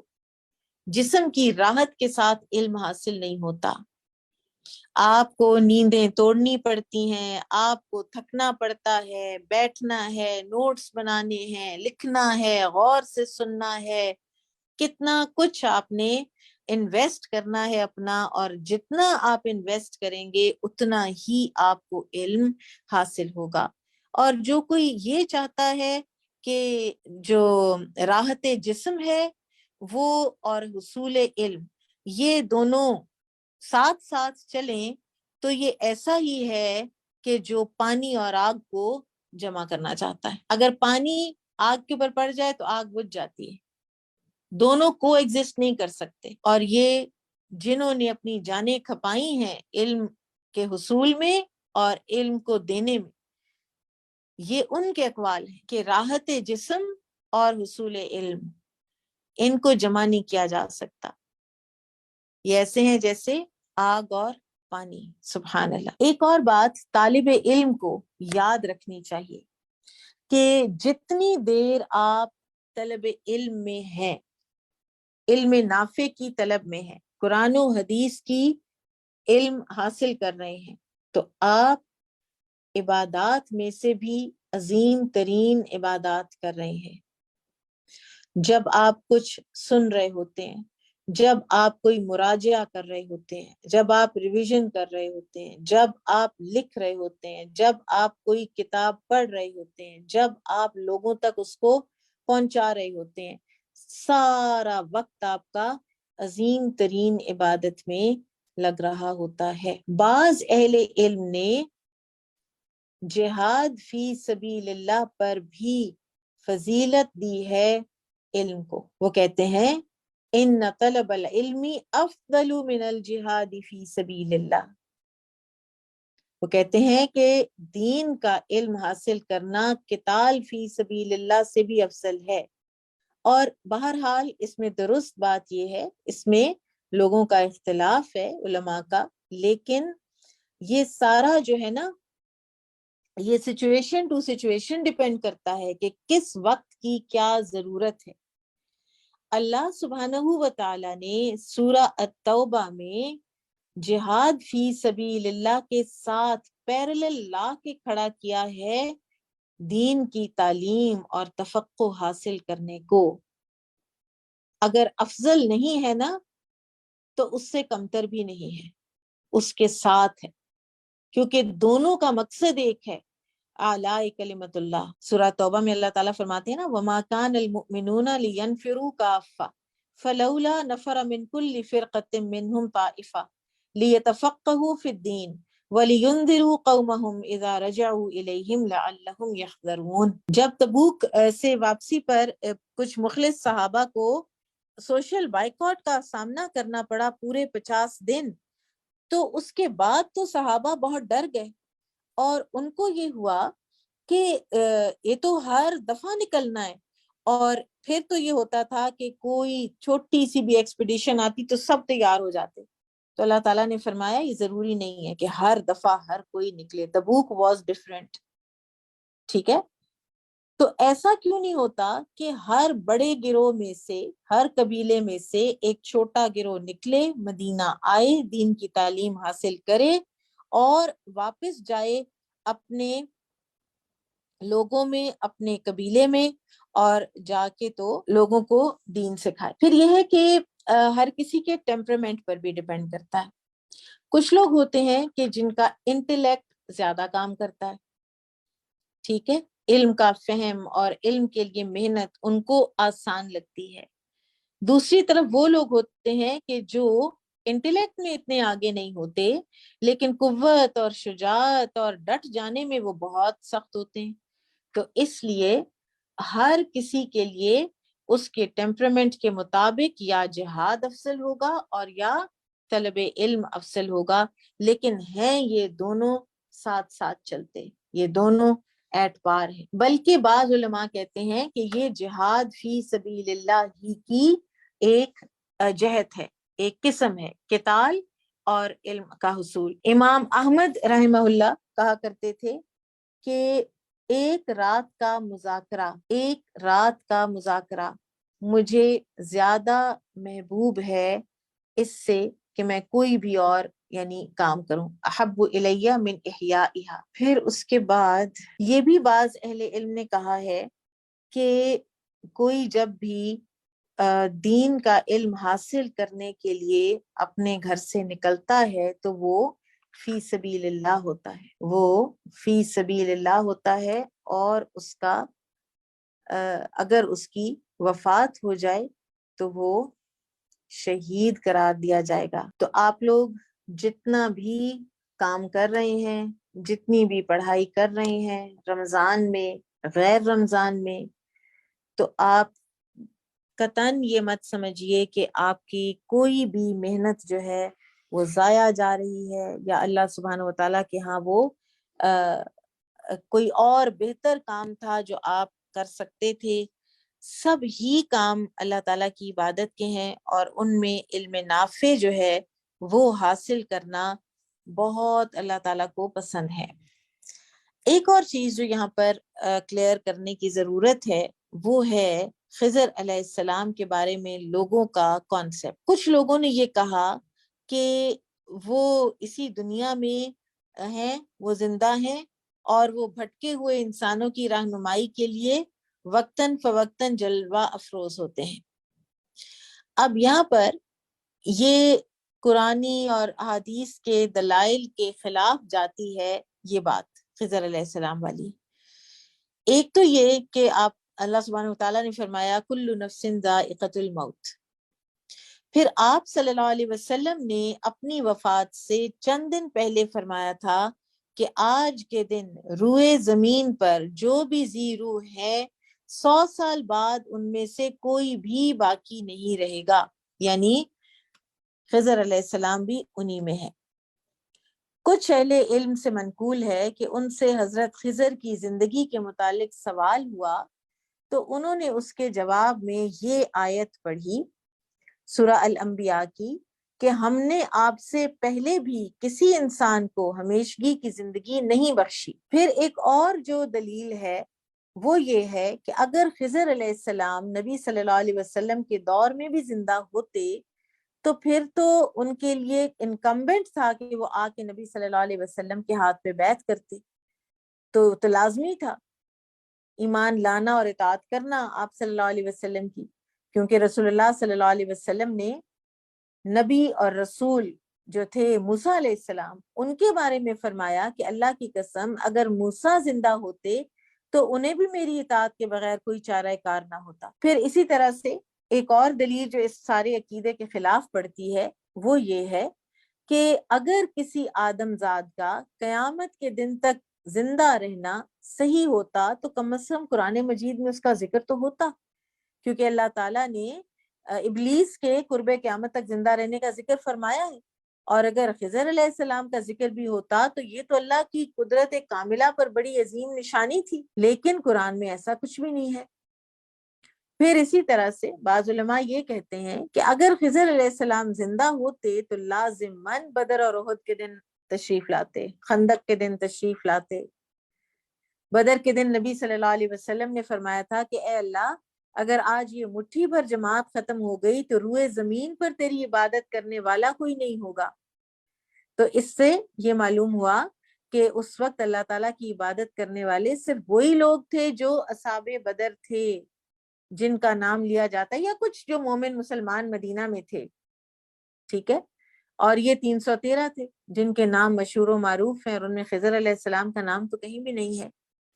لہٰذا خضر علیہ السلام کی زندگی اور ان کی ابدی زندگی، ہمیشگی کی زندگی کا جو عقیدہ رکھنا ہے یہ حرام ہے، ناجائز ہے، ٹھیک ہے؟ نہ قرآن میں اس کا کوئی اشارہ ہے، نہ سنت میں، اور نہ ہی اجماع امت سے۔ اور کچھ روایات ہیں کہ جن پر ابن حجر رحمہ اللہ نے گفتگو کی ہے اور ثابت کیا ہے کہ خضر علیہ السلام کی اس طرح کی زندگی کے حوالے سے کوئی ایک بھی روایت جو ہے وہ صحیح کے درجے تک نہیں پہنچی ہے۔ اچھا، آگے جو حدیث ہے نا وہ دوبارہ وہی حدیث ہے، اور میں اس کی عربک پڑھوں گی، لیکن کچھ تھوڑی سی فرق تو ہے، اردو تو پڑھنی پڑے گی، لیکن شرح جو ہے اس کی وہ ہماری ہو چکی ہے انشاءاللہ آلموسٹ۔ باب قوله فلما بلغ مجمع بینہما نسیا حوتہما فاتخذ سبیلہ فی البحر سربا، جب وہ دونوں دریاؤں کے سنگم پر پہنچے تو اپنی مچھلی بھول گئے، پھر اس مچھلی نے دریا میں کود کر اپنا راستہ بنا لیا۔ مذہباً یسرب یسلک ومنہ سارب بالنہار، سربن کے معنی ہے جانے کا راستہ، یسرب بمعنی یسلک، اسی سے ساربم بالنہار ہے یعنی دن میں راستہ چلنے والا۔ قال حدثنا ابراہیم بن موسیٰ قال اخبرنا ہشام بن یوسف ان ابن جریج اخبرهم قال اخبرني يعلى بن مسلم وعمر بن دينار عن سعيد بن جبير يزيد احدهما على صاحبه وغيرهما قد سمعته يحدث عن سعيد قال انا لعند ابن عباس في بيته۔ سعید بن جبیر سے روایت ہے، اوپر جو ساری بات ہے نا وہ سند کے حوالے سے ہے، اس لیے اس کا ترجمہ کرنا ہمیں اس وقت ہمارا سکوپ نہیں ہے۔ سعید بن جبیر سے روایت ہے، وہ کہتے ہیں انا لعند ابن عباس فی بیتہ، کہ ہم ابن عباس کے گھر ان کی خدمت میں حاضر تھے۔ اذ قال، جب انہوں نے فرمایا سلونی، مجھ سے کوئی سوال کرو۔ اچھا، یہ بھی ایک علم دینے کا طریقہ پتا چلا کہ اپنے اسٹوڈنٹ سے کہنا کہ مجھ سے کچھ پوچھ لو۔ قلت ای ابا عباس، میں نے عرض کی اے ابو عباس، یعنی ان کے بیٹے کا نام بھی کہیں عباس تھا، تو یہ ابن عباس بھی ہیں اور ابو عباس بھی ہیں۔ جعلنی اللہ فداءک ان بالکوفۃ رجلا قاصا یقال له نوف، کہ اے ابو عباس اللہ تعالیٰ آپ پر مجھے قربان کرے، کیا شاگرد تھے جو استاد پر جان قربان کرنے کا جذبہ ایسا تھا کہ منہ سے سوال کرتے ہوئے بھی یہ بات نکلتی ہے، اور پھر استاد بھی تو ایسے ہی تھے نا، ٹھیک ہے۔ جعلنی اللہ فداءک ان بالکوفۃ رجلا، کوفہ میں ایک آدمی ہے قاصا، جو واعظ و نصیحت کرتا ہے کس سے سنا سنا کر، یقال له نوف، اسے نوف کہا جاتا ہے۔ یزعم انہ لیس بموسیٰ بنی اسرائیل، اس کا خیال ہے کہ یہ خضر علیہ السلام سے ملاقات کرنے والے موسیٰ بنی اسرائیل کے موسیٰ نہیں ہیں۔ اما عمر فقال لی، تو وہ کہتے ہیں کہ جو عمر ہیں انہوں نے مجھ سے کہا، قال کہ ابن عباس نے کہا، قد کذب عدو اللہ، کہ اللہ کا دشمن غلط کہتا ہے۔ وَأَمَّا يَعْلَى فَقَالَ لِي قَالَ ابن عباس، اب یہ سعید بن جبیر سارے جو جتنے بھی لوگ ہیں نا جنہوں نے ان کو جتنا جتنا بتایا ہے وہ ساتھ ساتھ بتا رہے ہیں کہ یعلا نے مجھے یہ بتایا، عمر نے مجھے یہ بتایا۔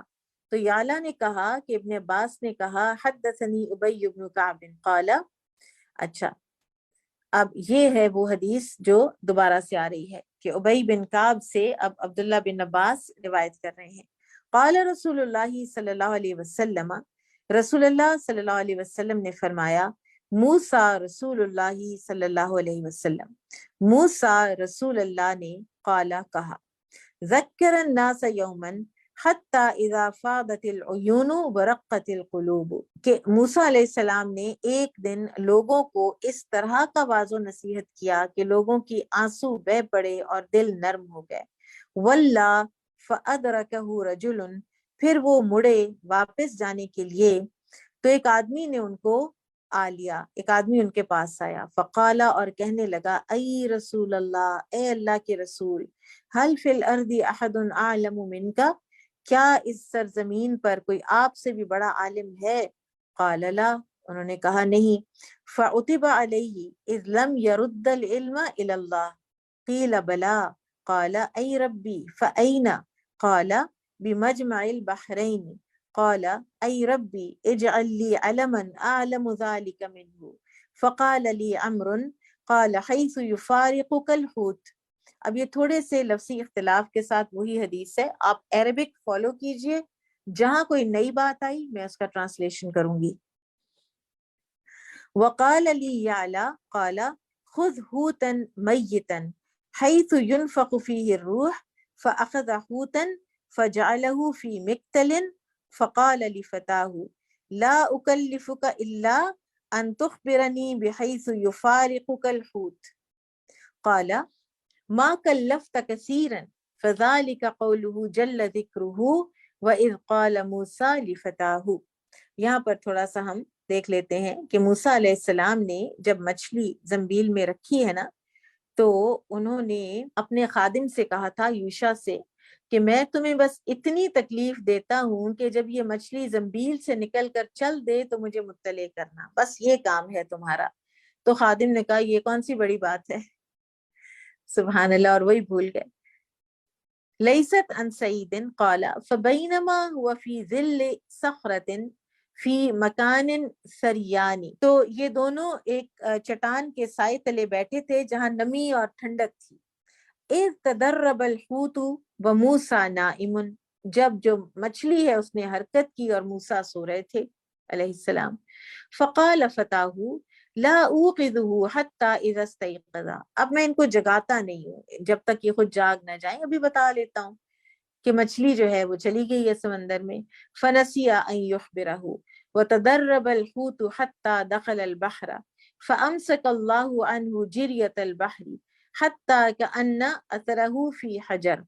قال لي عمرو هكذا كان اثره في حجر وحلق بين ابهاميه والتي تليانهما لقد لقينا من سفرنا هذا نصبا. عمرو بن دینار نے، ابن جریج کہتے ہیں، راوی ہیں، کہ مجھ سے کہا کہ اس کا نشان پتھر پہ بن گیا مچھلی کا، اور انہوں نے دونوں انگوٹھوں اور شہادت کی انگلیوں کو جوڑ کر ایک ہلکے کی طرح پتھر پر پڑے ہوئے نشان کو نمایاں کیا. اچھا، اب بیدار ہونے کے بعد باقی دن اور پوری رات موسیٰ علیہ السلام چلتے رہے، اور پھر ایونچولی کیا فرمایا، لقد لقینا من سفرنا هذا نصبا، ہمیں اس سفر میں تھکن ہو رہی ہے. قال قد قطع الله عنك النسب لیست هذه عن سعید اخبره فرجعا فوجدا خضرا. یہ ساری وہی بات ہے کہ پھر وہ لوٹے اور خضر علیہ السلام ملے. قال لي عثمان بن ابی سلیمان على تنفست خضراء على كبد البحر. ایک اور نئی بات کہ خضر علیہ السلام سے جب ملاقات ہوئی ہے تو اس وقت وہ دریا کے درمیان میں ایک چھوٹے سے سبز رنگ کے زین پوش پر، یعنی ایک جیسے کارپٹ ہو، اس پر تشریف رکھتے تھے. قال سعید بن جبیر مسجن بثوبہ، کہ اپنے تمام جسم کو کپڑے سے لپیٹے ہوئے تھے. قد جعل طرفہ تحت رجلیہ وطرفہ تحت رأسہ، کپڑے کا ایک کنارہ ان کے پاؤں کے نیچے تھا اور دوسرا سر کے نیچے تھا. فسلم علیہ موسیٰ فکشف عن وجهه وقال هل بأرضي من سلام من أنت؟ قال أنا موسى. قال موسى بني إسرائيل؟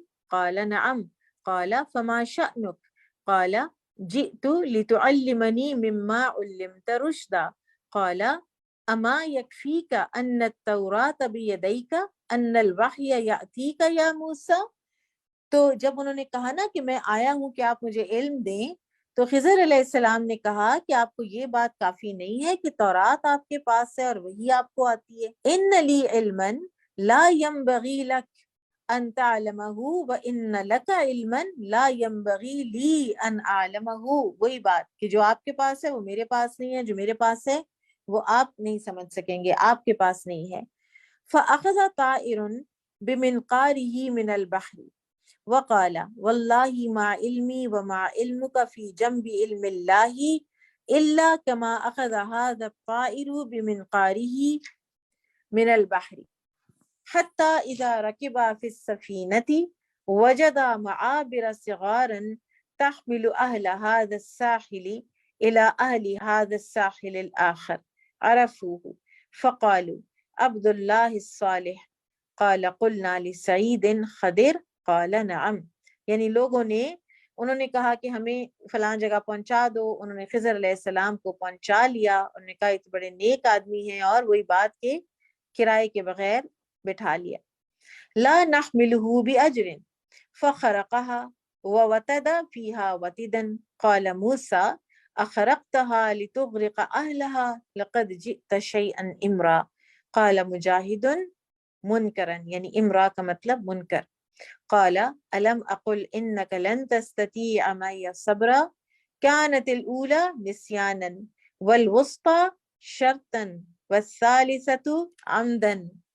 یعنی پہلا جو سوال کیا تھا نا موسیٰ علیہ السلام نے، وہ تھا واقعی بھول کر کیا تھا، ٹھیک ہے، اور دوسرا بطور شرط، اور تیسرا قصدن بطور اعتراض تھا. قال لا تؤاخذنی بما نسیت ولا ترہقنی من امری عسرا، اور لقیا غلاما فقتلہ، یہ وہ ساری آگے سے آ رہی ہے اس واقعے کی ڈیٹیل. قال یعلا قال سعید وجد غلمانا یلعبون فاخذ غلاما کافرا ظریفا فأضجعه ثم ذبحه بالسکین. سبحان اللہ، انہیں بچے ملے جو کھیل رہے تھے، انہوں نے بچوں میں سے ایک کو پکڑا جو کافر اور چالاک تھا، اسے لٹا کر چھری سے ذبح کر دیا. قال اقتلت نفسا زکیۃ بغیر نفس لم تعمل بالحنس. موسیٰ علیہ السلام نے کہا کہ آپ نے ایک بے گناہ بچے کو قتل کر ڈالا ہے، اس نے تو کوئی گناہ بھی نہیں کیا.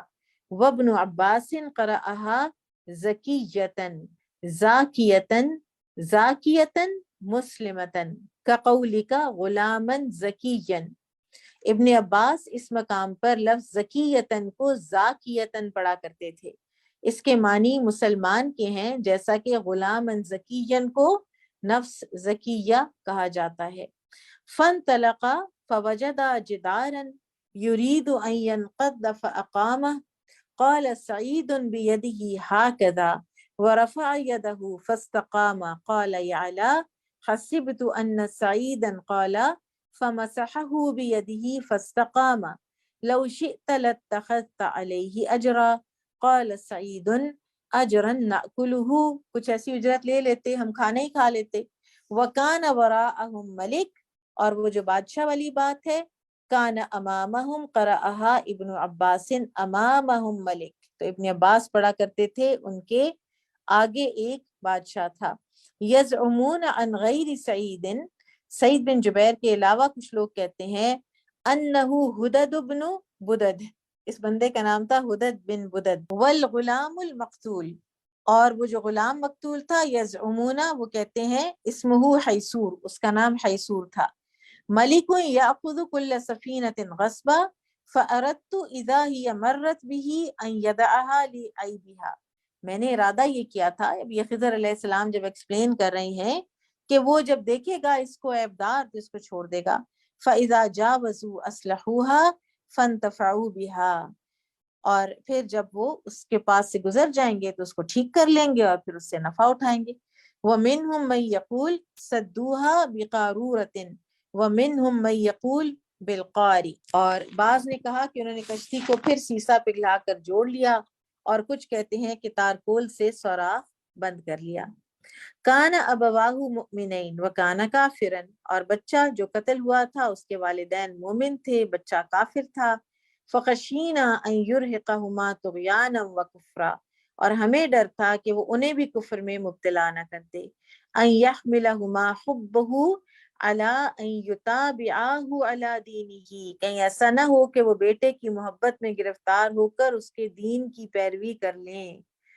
فأردنا ان یبدلہما ربہما خیرا منہ زکاۃ لقولہ قتلت نفسا زکیۃ واقرب رحما ہما به ارحم منہما بالاول الذی قتل خدر. اب وہ کہتے ہیں کہ اس لیے ہم نے یہ ارادہ کیا کہ ان کا رب اس سے بہتر بچہ ان کو عنایت کر دے جو پاک باز ہو، صلہ رحمی کرنے والا ہو.